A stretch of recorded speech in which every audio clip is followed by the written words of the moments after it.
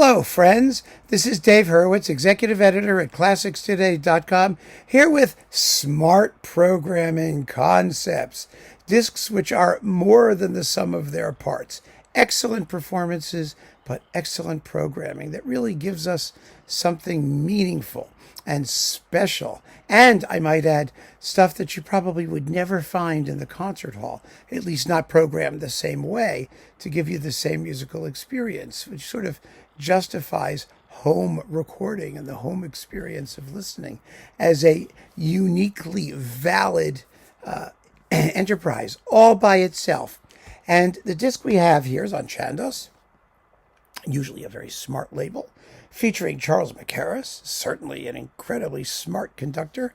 It's the Dvořák Cello Concerto and the Dohnányi Konzertstück for cello and orchestra, both featuring Raphael Wallfisch cello. Now, this is, first of all, a terrific recording of the Dvořák. And, Mackerras is a great conductor of Czech music generally. His Dvořák is uniformly splendid. Wallfisch is a marvelous cellist. Really, it's just a terrific performance of a concerto that every cellist does. So, what are you going to do with the Dvořák? Think about it for a minute. Every cellist in the universe does it. There are a bazillion recordings of it.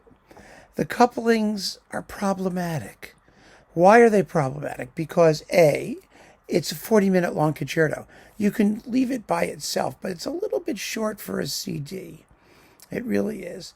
But not short enough that you can put something else of equal substance. Besides, there really is no other cello concerto of equal substance in terms of size. And it's not true, there are, but that are well known, that will attract people.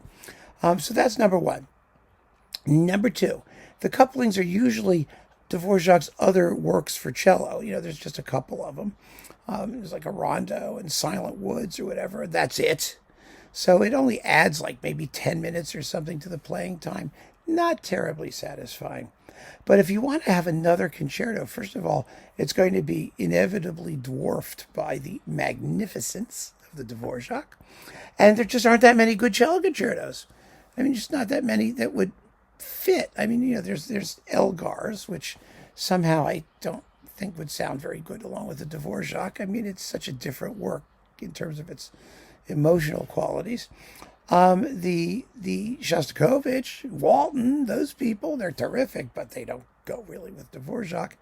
If you go before Dvořák in the Romantic period, well, some people have started thinking about Victor Herbert as, for example, Yo-Yo Ma and Lauren Moselle, because he wrote a cello concerto that inspired Dvořák's, and it's only about 20 some odd minutes long, so that would work. But I'm not sure anybody would care about it particularly. And then you've got Sanson and Lalo and all those cute little French things, which always get coupled with each other. I don't think actually the Sanson second, which no one ever does, would be a bad idea as a coupling to Dvořák. But, people just don't think that way. The French stuff is like a different world, and it's very interesting. There are couplings out there. I'm not saying you won't, if you dig around in this enormous Dvořák discography, you won't find things. But it's not simple. This, Dohnányi's Konzertstück, is an inspired choice. First of all, it's an early work. It's his Opus 12. And this is the first complete recording of it, apparently. That's what it says anyway. And it's 24 minutes long. So it makes the perfect coupling to the Dvořák. It's stylistically of a piece, because Dohnányi was a serious Brahms follower. And so it does have that late Romantic, somewhat Germanic, general stylistic and aesthetic universe about it. It doesn't make you grind your teeth when it comes after the Dvořák. The Dvořák's the first thing on the program. It's a beautiful work. It's very well crafted. It's tuneful. It's a mini concerto. It's in 3 movements, at least, right? I got him here. Yes. 3 movements in somewhat cyclical form. It's very rewarding for the soloist.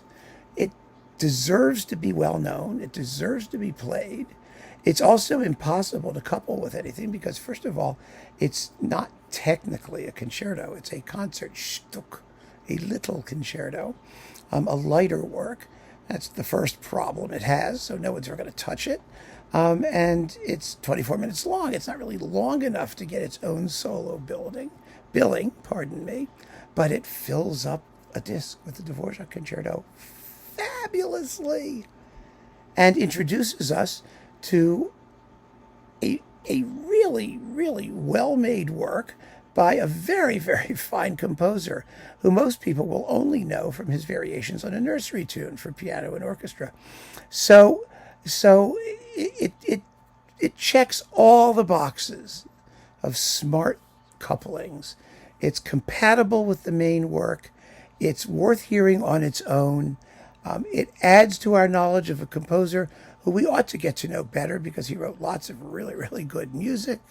It's just as well performed and played as the main item. It's a fantastic recording for that reason.